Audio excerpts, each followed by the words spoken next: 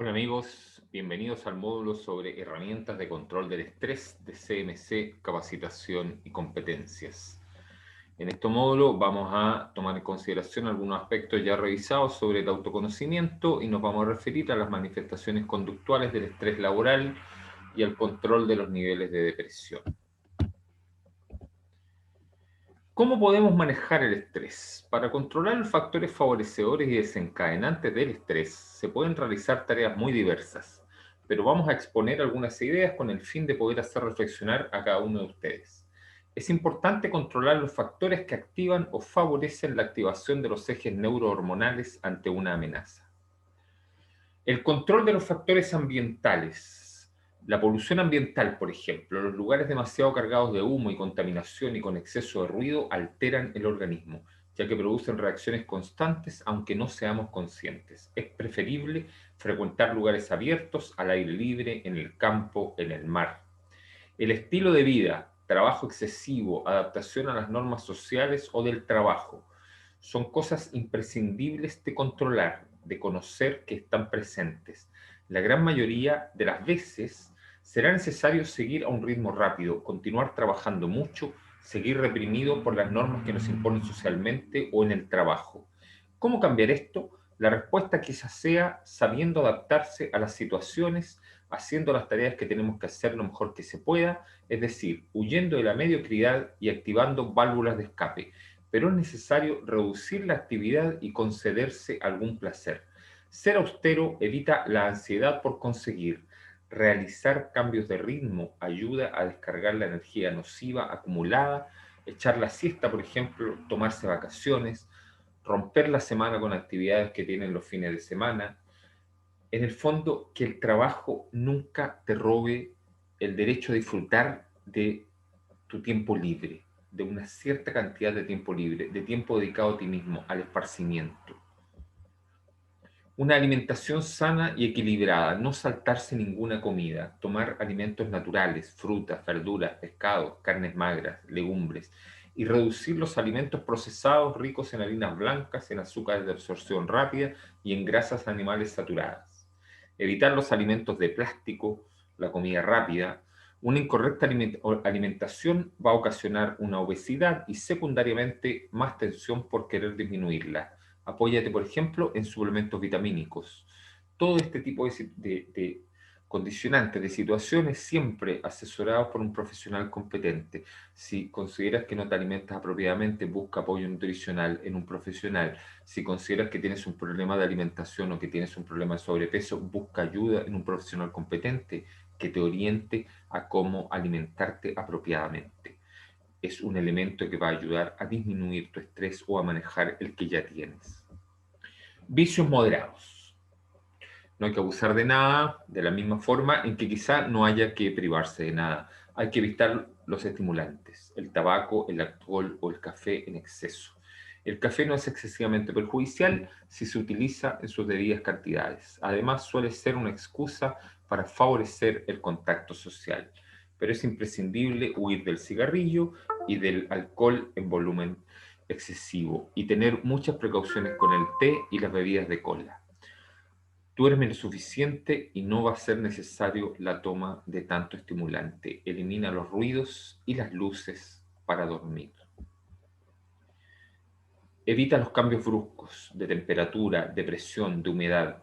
Cualquier cambio brusco puede hacer dispararse a los mecanismos del estrés.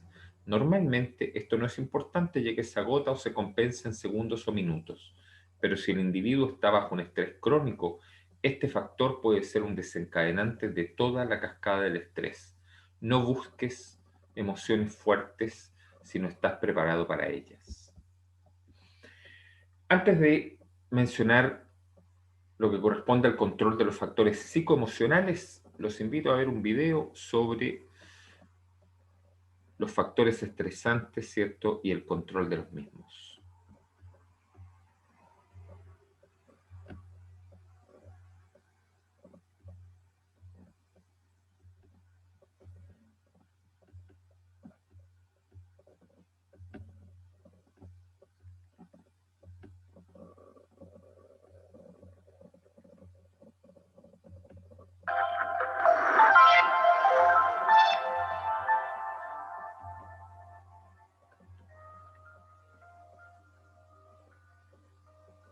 hemos comentado en distintas ocasiones, las situaciones de estrés suponen un aumento general de la activación fisiológica del organismo.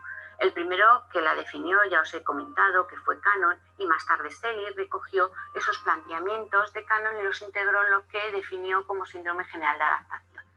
El síndrome general de adaptación es un patrón de respuesta no específica que conlleva un esfuerzo del organismo para adaptarse al medio. Va a constar de 3 fases que aparecen secuencialmente en el tiempo. Tenemos una primera fase de alarma, es la fase inicial, donde se percibe el estímulo estresante. Ahí lo que hace es que salta una señal en nuestro cerebro y se produce una activación fisiológica. Se activa el sistema nervioso simpático, se libera adrenalina, aumenta el pulso cardíaco y la presión sanguínea, la respiración se acelera, la sangre es desviada a los órganos internos y se concentra fundamentalmente en los músculos esqueléticos. Las glándulas sudoríparas se activan y el sistema gastrointestinal reduce su actividad. Ahí lo que se produce es una reacción de alarma que prepara al organismo de forma adecuada para responder, para defensa, ataque o huida. Si el esfuerzo que hace el organismo para adaptarse es válido, se pondrá fin al sistema general de adaptación. Si esto no ocurre, y dado que no se puede mantener durante mucho tiempo ese esfuerzo, se pasa a la siguiente fase, que es la fase de resistencia. En esta fase se da cuando no ha sido suficiente la fase de alarma para resolver la situación y el organismo sigue manteniendo un nivel alto de excitación fisiológica. En esta fase o en este momento se alcanza el equilibrio homeostático y si se alcanza, finaliza. El proceso, por el contrario, si no se alcanza, se va a pasar a la última fase y la duración de esta fase va a depender de la capacidad adaptativa que tiene el organismo a esa situación. Si éste puede adaptarse, la etapa de resistencia perdurará durante un tiempo prolongado. Y por último tenemos la fase de agotamiento, cuando el estrés es prolongado y el organismo no es capaz de mantener su activación, va perdiendo ya ese equilibrio por debajo de niveles normales y es en ese momento cuando surgen las enfermedades asociadas al estrés y conocidas como trastornos psicofisiológicos. La primera fase suele ir acompañada tanto de emociones positivas como negativas, mientras que la segunda y la tercera fase casi exclusivamente de emociones negativas.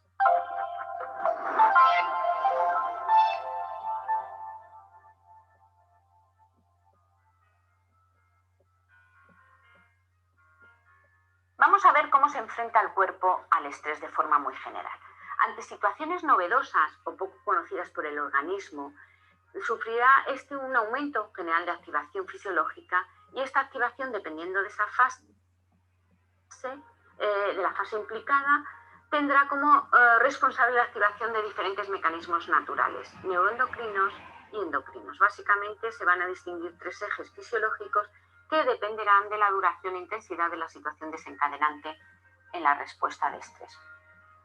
Son diferentes, pero que van a estar complementados entre sí. De forma sencilla, diremos que en un principio el cerebro lo que hace es enviar una señal por los nervios motores hasta los músculos de brazos, piernas y sistema esquelético, preparándose para un movimiento repentino y rápido. Desde el cerebro se manda orden por medio del sistema nervioso simpático hasta los órganos vitales, aumentando el ritmo cardíaco, la respiración, la presión de la sangre, los niveles de azúcar en la misma. Aumenta el oxígeno y la energía a disposición del cuerpo y se retarda el movimiento intestinal. Al mismo tiempo, el cerebro manda órdenes a las glándulas suprarrenal, encargada de regular la secreción de adrenalina al interior del torrente sanguíneo como estimulante general de acción rápida, y al hipotálamo, que recordaréis que es el centro de las emociones, que está encargado de segregar en el torrente sanguíneo hormonas que ofrecen una protección de acción lenta contra el estrés. Pero también aumenta el recuento de glóbulos blancos en la sangre, afectando algunas respuestas inmunológicas y alérgicas.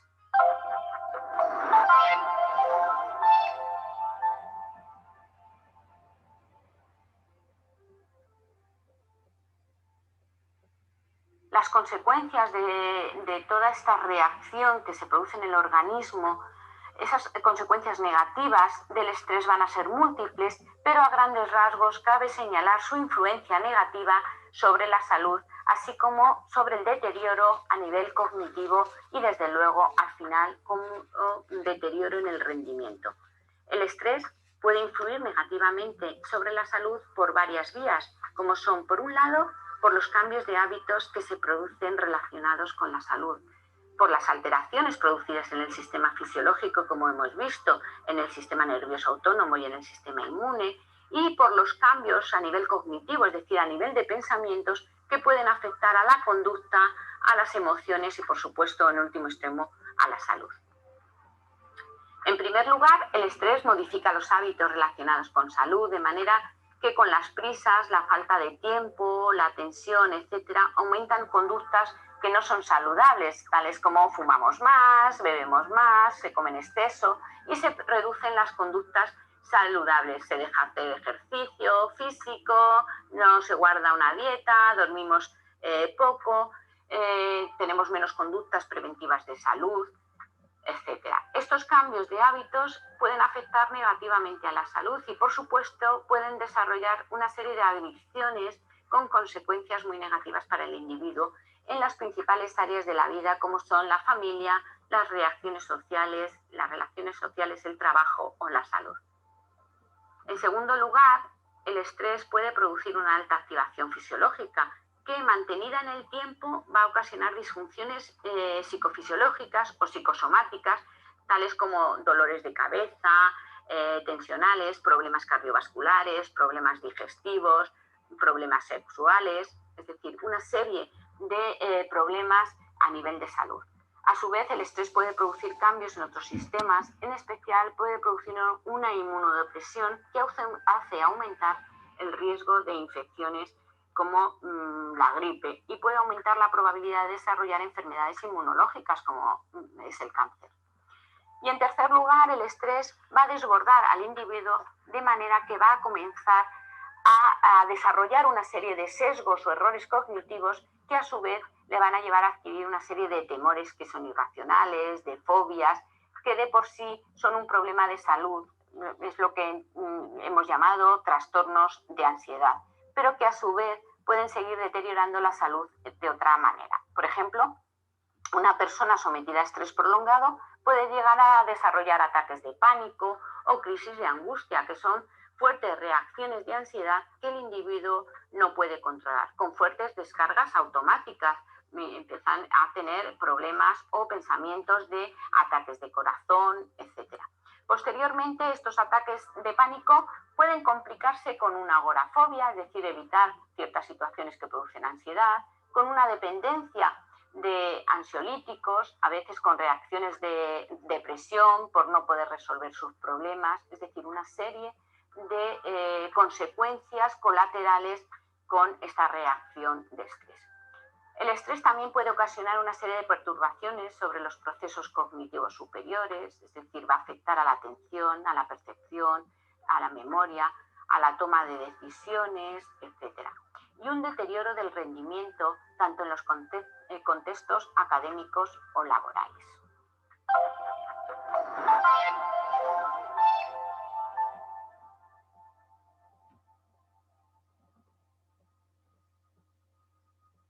La mayoría de los trastornos en los que participan las emociones y el estrés, tanto en su inicio como en su curso, son multifactoriales, es decir, no tienen un origen causal concreto como hemos visto.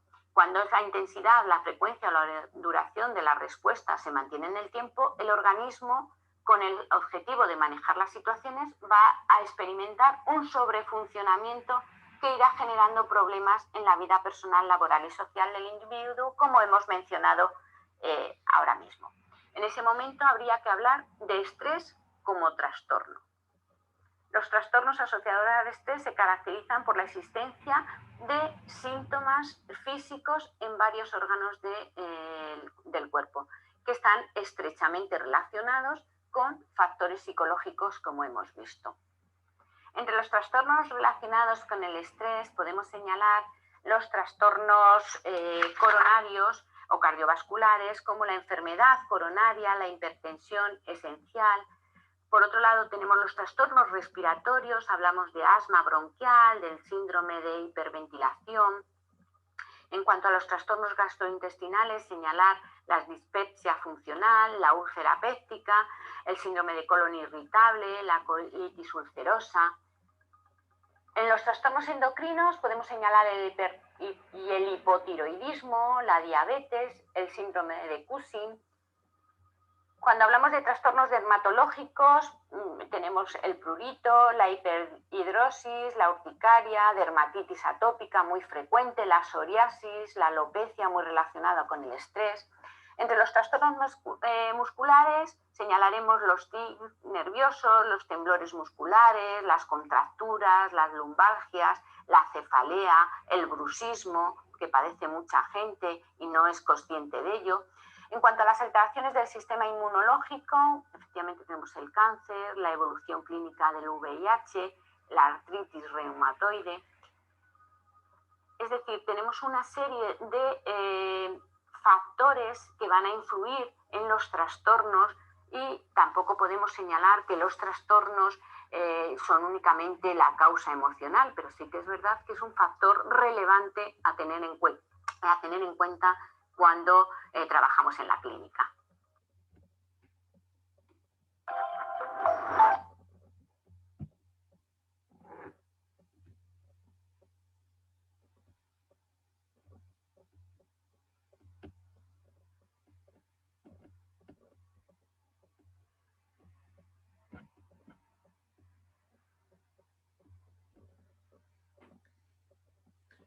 El control de los factores psicoemocionales.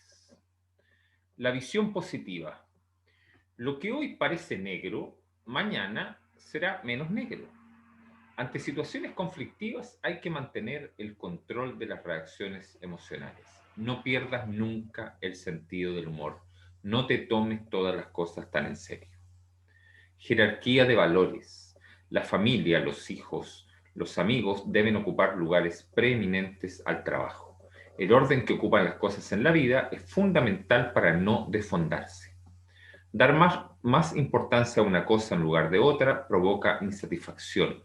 Revisa tu jerarquía de valores con asiduidad. Revisa tu jerarquía de valores permanentemente. Cultivar los valores del espíritu. Las aficiones culturales, la lectura o la música, la pintura, ir a exposiciones, viajar, expanden el espíritu y ayudan a conseguir una gran armonía. Pensar en los demás. Darle vueltas a un asunto supone estar tenso mentalmente sin dejar reposar la mente. Además, pensar en los demás es una buena terapia para olvidarnos de nuestros asuntos. Dedíquese a pensar en aquello que agrada a los demás, tanto en casa como en el trabajo. Practica el olvido de tus cosas. Es una buena terapia de equilibrio mental. Los fracasos. Muchos fracasos son por un aumento de las expectativas y no coinciden con la realidad. Deberían ser vividos como un levantarse y volver a luchar de nuevo y no como un desánimo para seguir trabajando. Plantéate metas realistas y prepárate siempre para los fracasos. Control de los factores biológicos. La expansión rural y deportiva. Procurar encontrar tiempos de distensión en los que podamos relajarnos y descansar. Aficionarse a un deporte semanal o a dar un paseo en zonas verdes que te aparte de la rutina. En la medida de lo posible, no coger el auto ni subir en ascensor. Esto no solo distiende, sino que además hace que el organismo esté más enfermo. Vive más al aire libre. Distensión muscular. Vivir en estado de distensión es difícil. Un signo de no distensión, de rigidez, es el dolor de cuello. Vivir con tensión parece que es el precio de nuestra sociedad actual. Parar y soltar los músculos, respirar.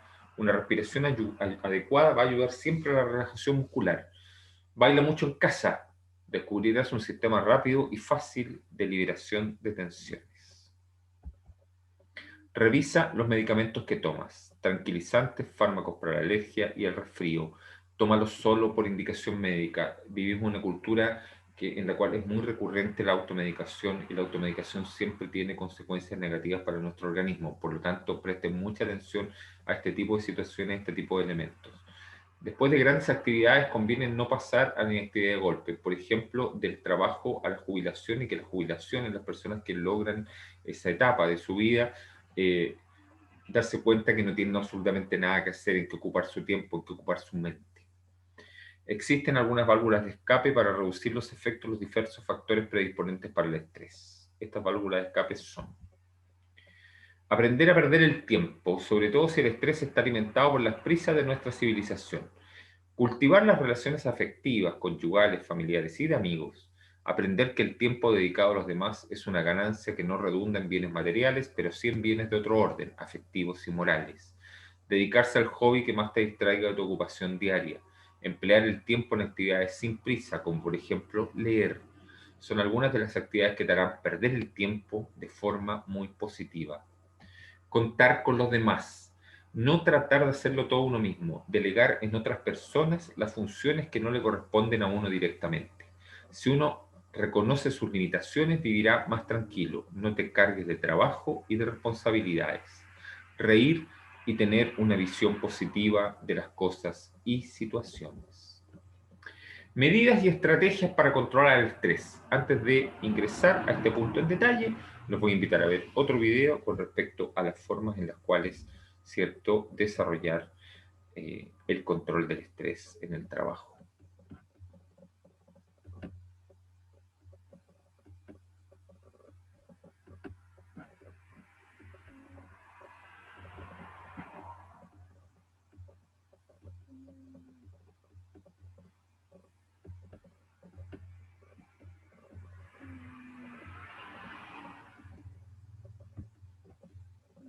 Hola a todos, bienvenidos a la segunda jornada. Soy la licenciada Verónica Rial, coordinadora del posgrado Técnicas Cognitivo-Conductuales de Manejo del Estrés en Universidad Favaloro y codirectora del programa de manejo del estrés en INECO. Hoy vamos a trabajar sobre los distintos niveles involucrados en el proceso de estrés y específicamente desarrollar las técnicas del nivel cognitivo del estrés. La respuesta de estrés es un fenómeno lo suficientemente complejo como para involucrar diferentes aspectos. Estos aspectos son lo que denominamos niveles, por ejemplo, el nivel ambiental, que está relacionado con todo aquello que ocurre en el exterior.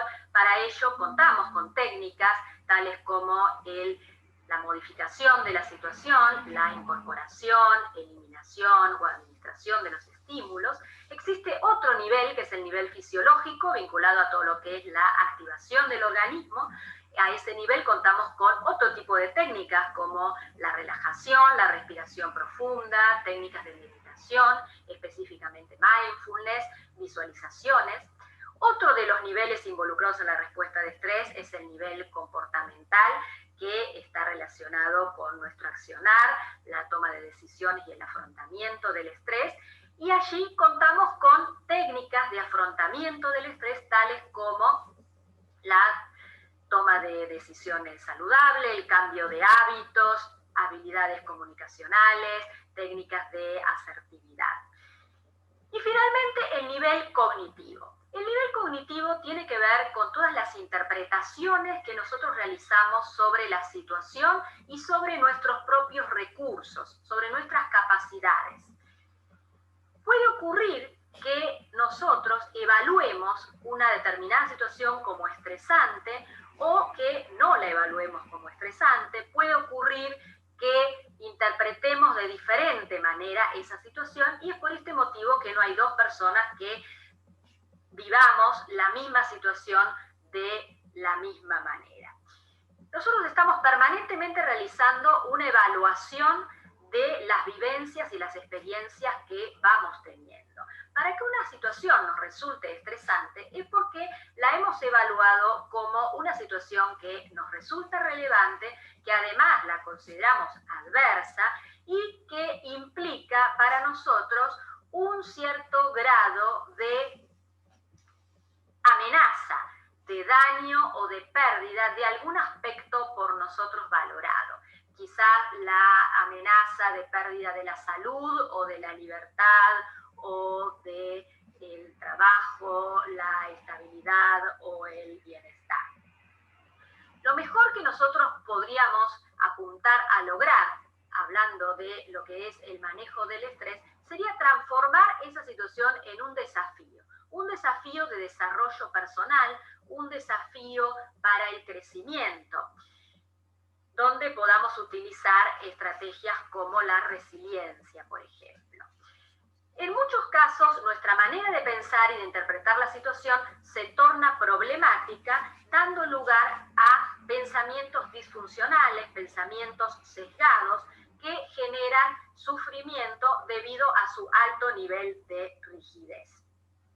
Ocurre entonces que podemos considerar la situación estresante como una situación que no lo es, o al revés, considerar como no estresante aspectos de la realidad que sí lo son.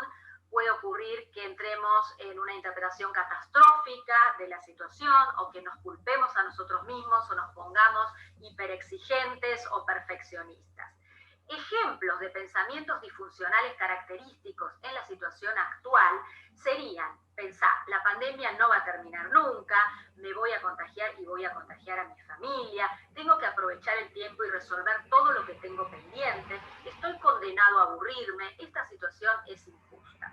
La técnica a la que podemos apelar para flexibilizar estos pensamientos es la reestructuración cognitiva, que consiste en intentar generar pensamientos alternativos que resulten más funcionales. Para ello, tenemos que empezar por identificar un pensamiento que nos genera una emoción negativa e intentar desafiarlo. Esto lo podemos hacer a partir de determinadas preguntas. ¿Es 100% real este pensamiento? ¿Qué le diría yo a un amigo si me cuenta que está pensando esto en este momento? ¿Qué me diría a mí misma dentro de 5 años cuando la situación se haya resuelto, haya terminado y yo mire para atrás, imagine este momento? ¿Tengo evidencias suficientes para pensar de este modo? Estas son algunas preguntas que nos pueden ayudar en esta tarea de desafiar nuestros pensamientos. La idea es poder generar una manera de mirar la realidad que nos toca vivir alternativa, cuyo impacto sea menos intenso y colabore a lo que sería la reducción del estrés, ya que sabemos que el estrés se encuentra en esa interacción entre los estímulos externos, los factores desencadenantes que están en la realidad externa, y nuestra interpretación de esa situación. Bueno, los invitamos a intentar aplicar la técnica del desafío de los pensamientos a partir de la identificación de aquellos sesgos cognitivos y pensamientos rígidos que no colaboran para nuestro bienestar. Muchas gracias. Hola, mi nombre es María Fernanda Giralfont, soy subdirectora del Departamento de Psicoterapia de INECO y directora del curso de posgrado Abordaje Cognitivo-Conductual del Estrés de la Universidad Favaloro. En este módulo vamos a ver formas de abordar positivamente al estrés vinculadas al cultivo del bienestar, que pueden ser utilizadas perfectamente para abordar los distintos estresores a los que nos ha venido enfrentando el COVID-19.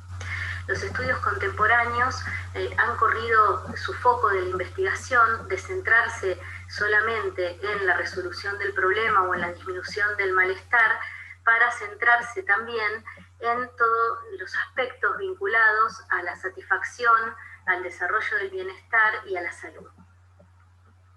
En los últimos años, diversos estudios han ido demostrando la relación positiva que existe entre el desarrollo del bienestar y el abordaje positivo del estrés, en cómo el bienestar funciona como un amortiguador para el estrés y cómo el abordaje positivo del estrés fortalece el bienestar.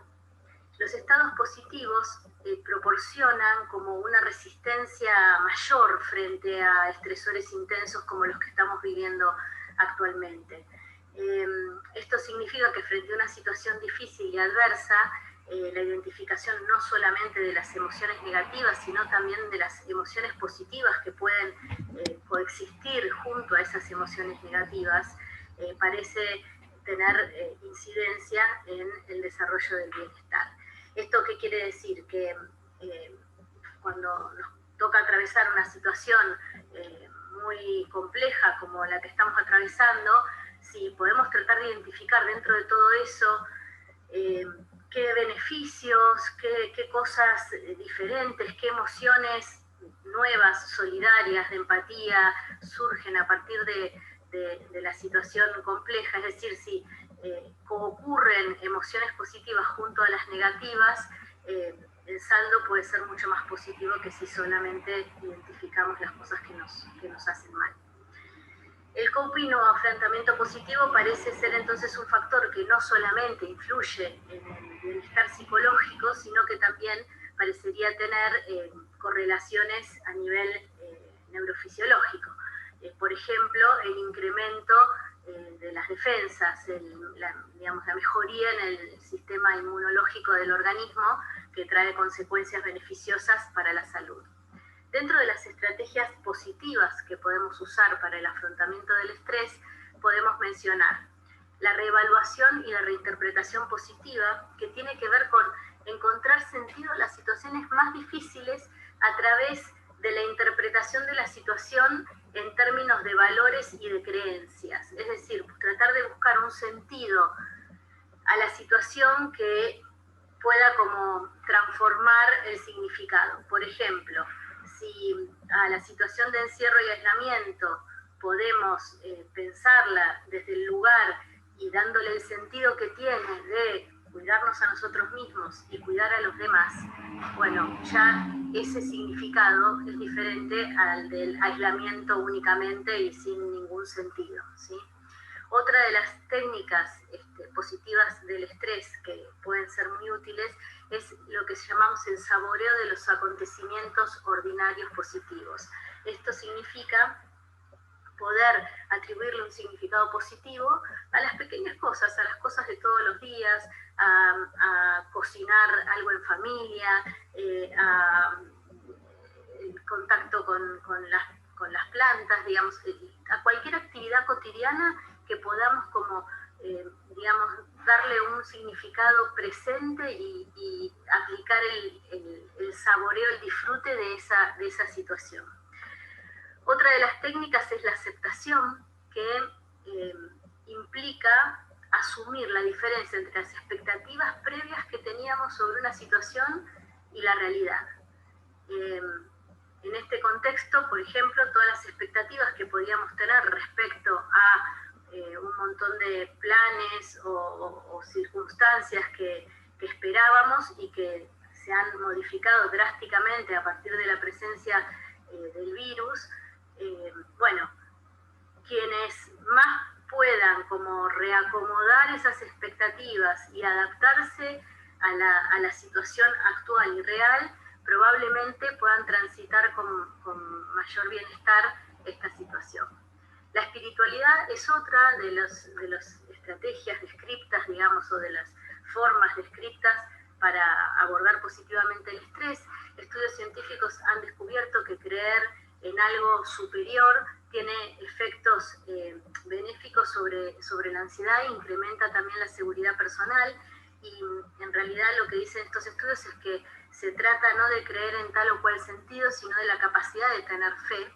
Y por otro lado, lo que también sabemos es que las religiones tienden a dar un sentido a la comunidad y a dar un significado existencial de los acontecimientos que puede contribuir a lograr un mejor ajuste emocional. Otra de las estrategias de afrontamiento es la de focalización en aspectos positivos. Esto quiere decir atender a los aspectos positivos, no solamente a los negativos, o sea, no utilizar el filtro con el que solamente podamos ver los aspectos negativos de una situación, sino focalizarnos en los aspectos positivos, porque esto permite permanecer optimista. Otra de las técnicas es la revisión de metas, es decir, adaptar las metas a la nueva situación. En esta situación han cambiado tanto las cosas, han sido tan drásticos los cambios, que es muy necesario reevaluar las metas previas, revisar nuestros objetivos. Esta situación necesariamente va a marcar un antes y un después en las vidas de cada uno. Entonces, la revisión de metas puede ser una estrategia útil. Otra de las técnicas positivas de afrontamiento positivo del estrés es la participación en actividades de ocio o recreativas. Esto significa poder realizar actividades que sean entretenidas, divertidas, relajantes, físicas, y que uno las pueda realizar en forma individual, con otros en la casa o inclusive a través de las redes sociales, manteniendo el contacto con los demás. O sea, algo que es muy importante entender es que el aislamiento no significa la ruptura del contacto social. O sea, que estemos aislados fundamentalmente físicamente de los otros para poder cuidarnos, no significa que nos aislemos mentalmente, que nos aislemos socialmente. O sea, hay muchas formas de mantener hoy el contacto con las otras personas, y eso también es protector. O sea, es un antídoto contra la soledad, es un antídoto contra la depresión, el poder mantener el contacto con los otros, es protector para la salud. Entonces, incentivar el contacto con los seres queridos es muy importante durante este periodo. Entonces, tenemos un montón de estrategias que podemos utilizar, a las que podemos sumarle también la práctica de la amabilidad, la gratitud, como mencionamos antes, el optimismo, el tener expectativas positivas acerca del resultado de alguna situación, lo que hace que entonces las personas que son optimistas tienden como a tomar más iniciativa, tienden a persistir en ellas, a esperar resultados positivos, y entonces a generar acciones que favorezcan la obtención de ese resultado positivo. La práctica de mindfulness, el desarrollo de las fortalezas personales y la actividad física también pueden ser buenas estrategias para el desarrollo del bienestar. Entonces, para finalizar, sabemos que contamos con estrategias tanto comportamentales como cognitivas para el abordaje de la resolución de problemas, para la disminución del malestar, para afrontar la situación estresante, y al mismo tiempo contamos con el desarrollo de estrategias positivas que favorezcan el bienestar, para también poder regular el manejo del estrés.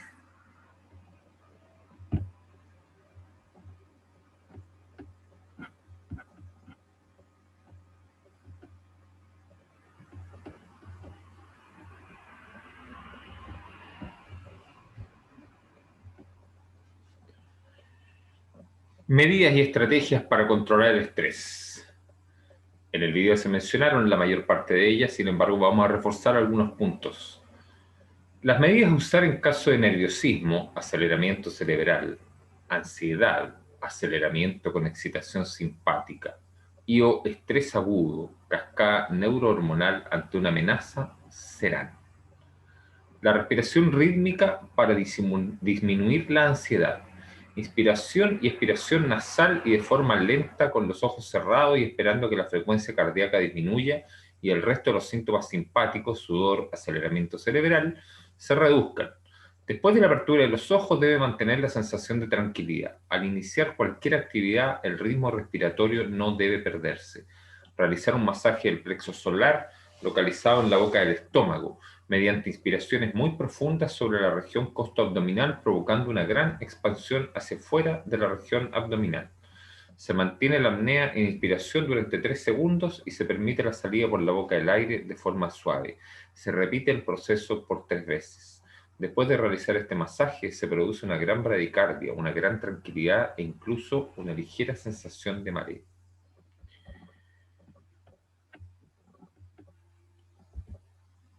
Frenar con nuestra inteligencia, con autocontrol o control mental, la reacción de estrés, es decir, no preocuparse hasta que nos llegue el momento. No hay que olvidar que la mayor parte de las veces el estrés se controla mediante un ejercicio de nuestra razón. El control de cualquier comportamiento aprendido puede ser hecho mediante la activación de mecanismos inteligentes. Este control mental debe apoyarse en estos principios: interrumpir las cadenas de pensamiento destructivos, ser capaz de decir stop. Cambiar los pensamientos negativos a positivos. Abstraerse del marco estresante con escenarios futuros. Solución posible a los problemas en 5 pasos. Análisis de la causa, análisis del efecto, buscar diversas soluciones, estudiar el efecto que produciría una solución y analizar los resultados.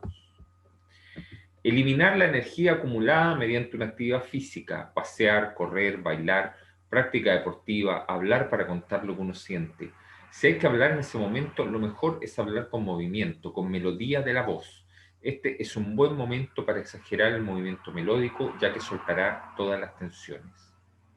Buscar respuestas de relajación, de parada, de descarga hormonal. Soltar la musculatura y el espíritu con la relajación. La relajación es un estado de conciencia que se puede identificar a una vigilia tenue y sosegada. Se puede llegar a ella desde procedimientos del siguiente tipo: psicofísicos, como la relajación muscular progresiva, método de Jacobson o de tensión-relajación, o el método de Schultz o de máxima hipotonía, o bien la autohipnosis. Filosóficos, como la yoga, la meditación zen, o menús relajantes, música gregoriana, música clásica, grabaciones musicales que provoquen sensación placentera. Para llegar a ello es necesario una postura cómoda, silencio, penumbra, ojos cerrados, respiración de ritmo lento y profundo, musculatura relajada y la repetición mental de una cifra o melodía durante 10 o 15 minutos. Con esto vamos a obtener disminución del ritmo cardíaco, disminución de la tensión arterial, disminución del consumo de oxígeno y del consumo metabólico, disminución del estado de alerta, aparición en un electroencefalograma de ondas que indican reposo cerebral, atenuación de la cascada endocrina del estrés. El resultado final es una calma infinita y una compenetración completa con el universo que lo rodea. La relajación de Jacobson, es decir, la tensión-relajación, suele ser muy efectiva. Es necesario poner tensa la musculatura, brazos, piernas, nalgas y soltar de golpe. Esto se repite varias veces. Practicar una actividad de desconexión con el exterior o interior.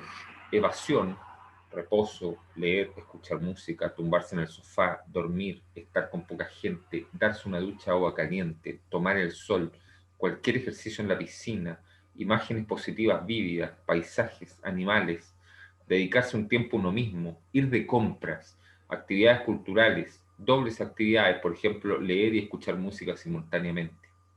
Contacto con el agua, tomar un baño, una ducha, un sauna, inmersión brusca de la cabeza en agua fría, para favorecer que el agua haga cambios en el cuerpo. Llevar todo a ritmo lento, frenar el ritmo, practicar los movimientos y el ritmo de una tortuga. Moverse a cámara lenta, enlentecer con maniobras vagales, como un masaje del plexo solar mediante respiraciones profundas a nivel costo-abdominal, masaje del seno carotídeo, maniobra de Valsalva, contener la respiración. Apretarse los globos oculares durante unos segundos, suavemente.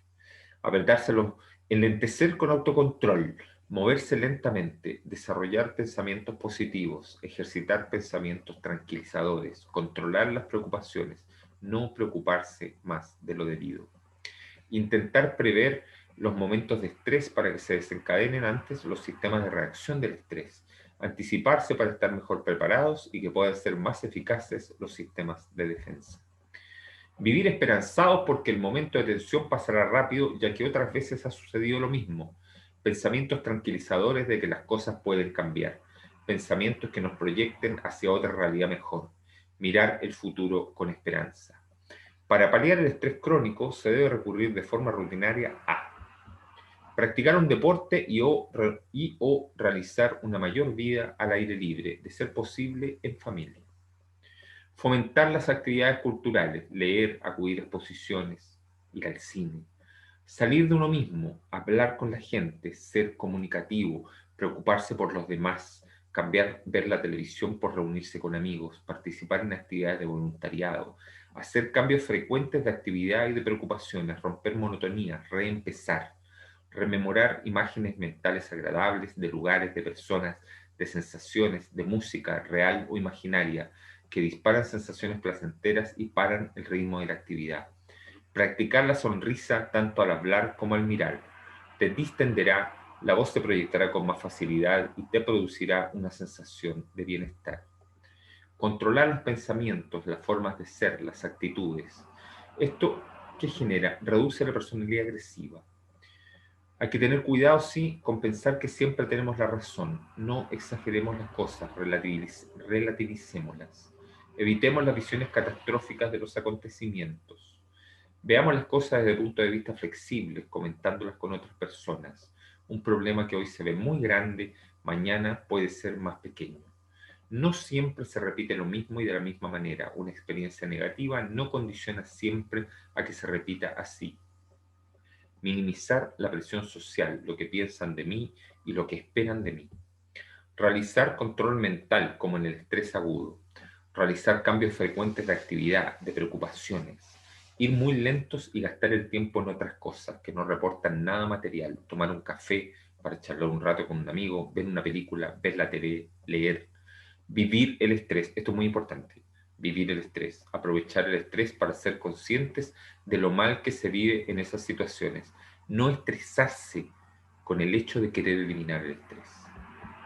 Conclusión con respecto a este punto en particular, al manejo del estrés, al control del estrés. Es importante realizar un entrenamiento y endurecimiento ante situaciones que generan estrés. Debemos practicar la solución de conflictos. Debemos practicar la inoculación de estrés para enseñar reacciones al organismo, es decir, provocarnos situaciones de estrés para aprender a reaccionar a ellas. Desensibilización sistemática, enfrentarse a situaciones estresantes y responder mentalmente con relajación y dominio de la situación. Sensibilización encubierta ante situaciones que queremos eliminar. Cada vez que aparecen, las asociamos a una imagen negativa.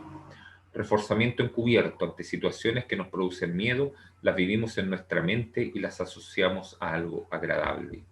Ante situaciones graves y que no se pueden dominar, conviene relativizar las situaciones en las que no hay salida porque puede generar un estallido hormonal. Buscar soporte social. Apoyarse en grupos de autoayuda en situaciones graves. Las normas generales para el control del estrés son: no combatir el estrés con mayor actividad, obtener pequeños éxitos en las tareas cotidianas o en los objetivos laborales. Lo ideal es adaptarse a las situaciones estresantes, es decir, saber llevarlo lo mejor posible. Aprender y renovar las estrategias de control. Activar las válvulas de escape lo antes posible. Lo peor es no tener dominio de la situación y, cuando no se puede controlar, vivirlo de una manera exagerada. El control de la depresión laboral. Quizá uno de los elementos más complejos y que vamos a abordar desde una pequeña perspectiva, ¿cierto? Porque es una temática que está mucho más relacionada con el ámbito clínico, con el ámbito psicoterapéutico, pero vamos a entregar algunos principios para reconocer, ¿cierto?, la variable de la presión laboral y sugerir algunas recomendaciones de cómo debiese enfocarse y de cómo debiese tratarse y de qué es lo que debemos esperar cuando nos enfrentamos a un proceso depresivo. Para comenzar, los voy a invitar a ver un video sobre depresión y luego vamos a enunciar algunos aspectos que nos parecen relevantes.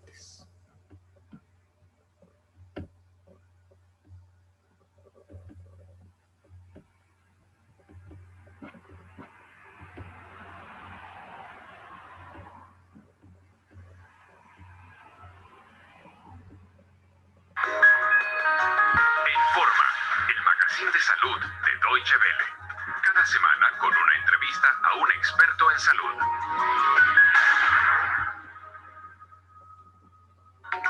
Hoy hablaremos con la doctora Stefanie Krüger sobre la depresión, sus causas, posibles señales de advertencia y las mejores posibilidades de terapia. El cerebro es el órgano más complejo de nuestro cuerpo y naturalmente también puede enfermar. El trastorno más frecuente del cerebro es la depresión. Estoy con la doctora Stefanie Krüger en la Clínica Vivantes Humboldt de Berlín. Hola y gracias por recibirnos. Nuestro espectador, Jens Sabio, sufrió hace algunos años una fuerte depresión en la que, según cuenta, lo más difícil era luchar contra sus propios pensamientos de suicidio. Esto suele ocurrir con frecuencia. Es un fenómeno muy frecuente, sobre todo si la depresión es severa. Casi todos piensan qué pasaría si terminasen con su vida, ya sea porque no aguantan más, porque sufren demasiado o porque tienen enormes problemas para dormir y quieren por fin descansar. Las tendencias suicidas constituyen un gran problema en una depresión. De hecho, algunos lo llevan a cabo, con lo que la depresión puede realmente ser mortal. Las depresiones pueden matar. El 15% de las personas que sufren una depresión terminan suicidándose. Es un porcentaje espantosamente alto y ahí ni las mejores terapias han podido ayudar. Aclaremos entonces qué es una depresión y cómo se diferencia de un episodio normal de tristeza, cuando alguien simplemente se siente infeliz. Existe una diferencia, ¿verdad? Por supuesto. Lamentablemente la palabra depresión parece haberse puesto de moda. Todo el mundo tiene una depre o unos días depresivos sin que esto tenga alguna relación con una auténtica depresión. La depresión es un trastorno mental grave que padecen 350 millones de personas en todo el planeta. Según la Organización Mundial de la Salud, en 2020 será la patología más extendida en todo el mundo. ¿Qué define que se trata de una auténtica depresión y no de un mal momento? Deben cumplirse una serie de criterios absolutamente claros. El síntoma principal es un cambio en el estado de ánimo. El paciente se siente muy abatido o, en el peor de los casos, no siente nada. Esto ocasiona dificultades para concentrarse, trastornos en el sueño, pérdida de apetito. La vida ya no les divierte y las cosas que antes les gustaban dejan de interesarles. Se pasan el día pensativos y tienen angustia. Cuando se dan todas estas condiciones durante varias semanas, es necesario acudir a un médico. ¿Pueden las molestias corporales, como trastornos digestivos o dolores, ser también indicios de una depresión? Sí, con mucha frecuencia. No todas las personas entienden bien sus propios sentimientos. Los hombres suelen tener problemas a la hora de saber cómo se sienten, las mujeres menos. Entonces el cuerpo somatiza este trastorno, dando lugar a todo tipo de molestias corporales. ¿Y hay otros trastornos que aparezcan junto con una depresión, como ataques de ansiedad? Se puede decir que la angustia y la depresión son hermanas. El 60% de las personas con depresión sufren también miedos, ataques de pánico o un trastorno de ansiedad generalizado. No se puede separar una cosa de la otra. ¿Tenemos ya suficiente conocimiento sobre las causas de la depresión? ¿Es el estrés una de ellas? Sí, es algo que se suele decir, aunque realmente no es tan sencillo. Por un lado, existe una predisposición genética. Cuando un miembro de una familia sufre de depresión, no suele ser el único. Y si una persona con estas características genéticas tiende a acumular factores de estrés, como por ejemplo estrés laboral, la pérdida de un ser querido o cualquier otra cosa, cuando una gota hace rebosar el vaso, entonces se desencadena la depresión. ¿Es necesario acudir siempre a un médico o puede uno intentar tratar la depresión por su cuenta? En realidad se tiene que acudir a un médico. Ir probando tratamientos o esperar a que la depresión desaparezca por sí sola no suele funcionar. Puede funcionar en el caso de un bajón de ánimo, pero no con una depresión clínica. ¿Funciona salir a correr contra las depresiones? Al correr, al igual que al realizar otras actividades físicas, el cerebro libera endorfinas, un neurotransmisor beneficioso que, dicho en términos corrientes, ahoga la negatividad, lo que resulta bueno para el cerebro. Pero correr es más bien un método complementario. ¿Cuál es la base de una buena terapia antidepresiva? La terapia como tal tiene dos pilares. Uno es la psicoterapia, concretamente la terapia cognitivo-conductual, y el otro es la farmacoterapia, que principalmente consiste en antidepresivos. ¿Y por qué dos pilares? ¿No alcanzaría, por ejemplo, solo con la medicación? Bueno, los medicamentos sirven para recuperar el equilibrio químico del cerebro para que éste pueda, digamos, recuperarse. Sin embargo, esto no cambia nada si la persona comenzó a deprimirse debido a una experiencia vital traumática o si siempre se toma de manera negativa las cosas que le pasan en la vida. Ahí la psicoterapia ayuda, mostrando alternativas para que el paciente no sufra una recaída. La gente suele decir, tranquilízate, no estés triste, anímate, pero esto no funciona. ¿Por qué no puede uno simplemente animarse? Sí, eso es lo peor. La mayoría de la gente aún no reconoce la depresión como una enfermedad auténtica. Si alguien padece un cáncer, nadie le dice, anímate, hombre, ya verás cómo entonces desaparece el tumor. Pero una depresión se suele ver como una cuestión de estado de ánimo. Debemos aceptar que se trata de un trastorno mental grave que afecta a nuestro órgano más complejo, el cerebro. Por eso no se soluciona simplemente con animarse. En el caso de una terapia medicamentosa, existen diferentes grupos de fármacos. ¿Podría hacernos un resumen? El grupo más importante es el de los antidepresivos, con una enorme variedad de posibilidades que se adaptan a las necesidades y síntomas de cada paciente.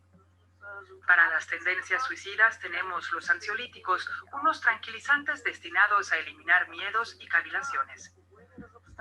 Y también están los omníferos, ya que muchos pacientes no pueden dormir, y ese es el primer síntoma a atajar, ya que los efectos de los antidepresivos se demoran un par de semanas en aparecer.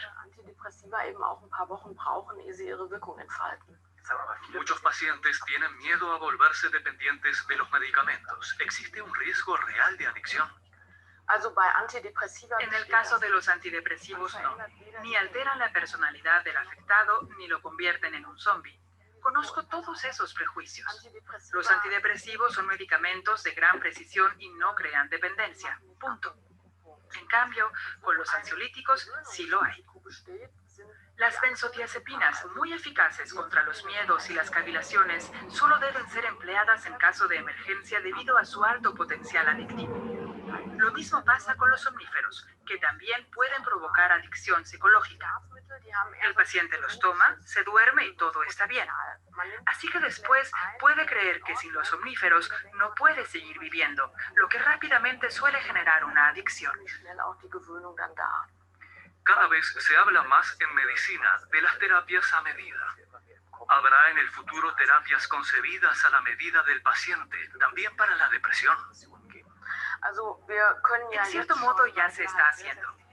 La gran cantidad de antidepresivos disponibles permiten casi elaborar una terapia a medida, teniendo en cuenta la edad, el género, la gravedad de los síntomas y las necesidades individuales del paciente para reducir los efectos secundarios. Pero el cerebro es nuestro órgano más complejo y pasará mucho tiempo hasta que lo entendamos en detalle. Por eso no creo que en los próximos años existan terapias antidepresión a medida. Muchas gracias por la entrevista.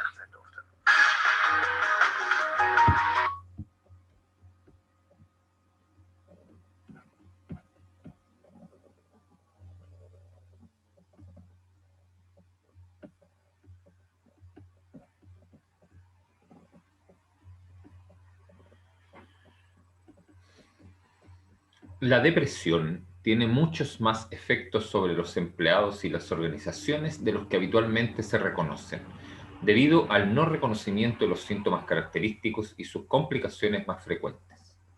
En el trabajo pueden ser evidentes el aislamiento de los compañeros y la evitación de situaciones como las reuniones de trabajo por la intensidad del malestar depresivo. Además, el empleado con depresión no le encuentra sentido al trabajo, factor que influye en el descenso de su productividad y colaboración. La persona con depresión puede tener, en ocasiones, alterado el juicio de realidad, tomar decisiones erradas y tardías e incluso participar de accidentes y posibles daños para su salud y la de terceros, ausentarse de forma injustificada de su puesto y desmoralizar al resto de los compañeros de trabajo. Cuando la depresión no se reconoce de forma adecuada, suele agravarse, ya sea de forma lenta o abruptamente, llegando a complicarse con conductas de riesgo tales como adicciones, accidentes o suicidio consumado. Gestión y orientación de la depresión. Se recomienda considerar los siguientes aspectos. Establecer relación y hacer una confrontación adecuada.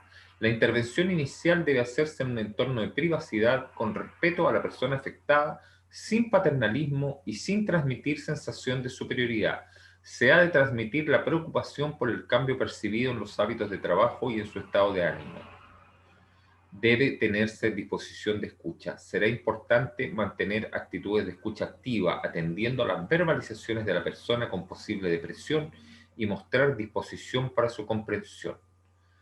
Se debe mostrar expresión de apoyo. Se recomienda mantener actitudes de apoyo emocional, normalización, con frases del tipo: la depresión es una enfermedad como otra cualquiera, no se trata de un defecto o de un fracaso personal, es algo que nos puede pasar a todos en algún momento de nuestra vida y para lo que existe tratamiento eficaz.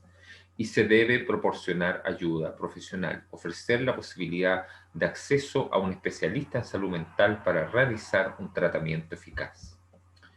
El tratamiento de la depresión. En la entrevista de evaluación será importante descartar, en primer lugar, enfermedades médicas y posibles adicciones relacionadas con los síntomas depresivos.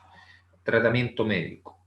Tradicionalmente, el abordaje se ha realizado con antidepresivos, incluyéndose a partir de los años 50, iproniazida e imipramina, y a partir de los años 80, los inhibidores selectivos de receptación de la serotonina, que en la actualidad se consideran el tratamiento de primera elección de la depresión, salvo en las formas graves y psicóticas con riesgo de suicidio o cuando existen otras patologías asociadas que así lo requieran.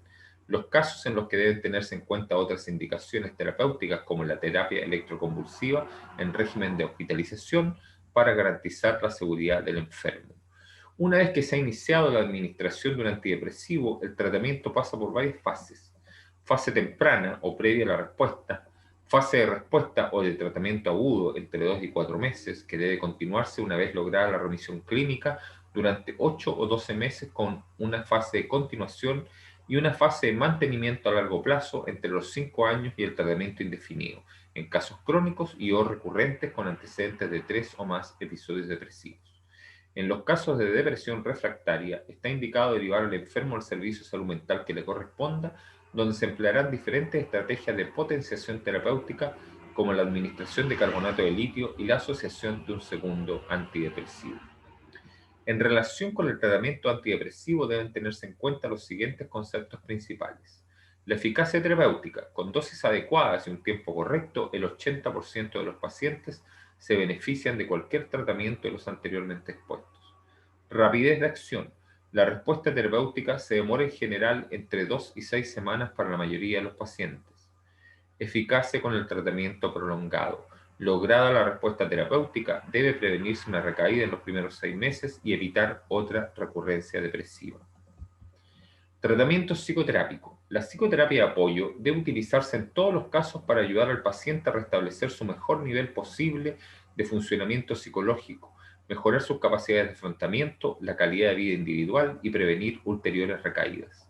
Las diferentes perspectivas han demostrado su eficacia en el tratamiento de la depresión. Desde un enfoque psicodinámico, se afrontarán los conflictos del paciente implicados en el proceso depresivo.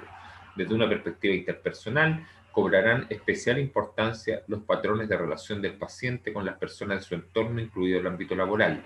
Desde un enfoque cognitivo-conductual, se trabajará la tríada cognitiva de pensamientos negativos sobre sí mismo, el mundo y el futuro, los esquemas mentales disfuncionales y los pensamientos irracionales, además de buscar refuerzos positivos en la conducta del paciente mediante la programación de actividades gratificantes, el entrenamiento de las habilidades sociales o en solución de problemas en función de las necesidades individuales de la persona. La reincorporación laboral dependerá de la severidad del daño y de la pérdida de funcionalidad más que del diagnóstico de sí mismo. Se estima que al menos el 80% de las personas que sufren alguna de las formas más graves de depresión mejoran de forma significativa con el tratamiento, lo que significa que la mayoría de ellas volverán a alcanzar su nivel normal de funcionamiento previo en un periodo de 2 a 3 meses, si bien en ocasiones este proceso se puede demorar en el tiempo. Con esto damos por terminado este módulo y les deseamos el mejor de los resultados en la evaluación correspondiente.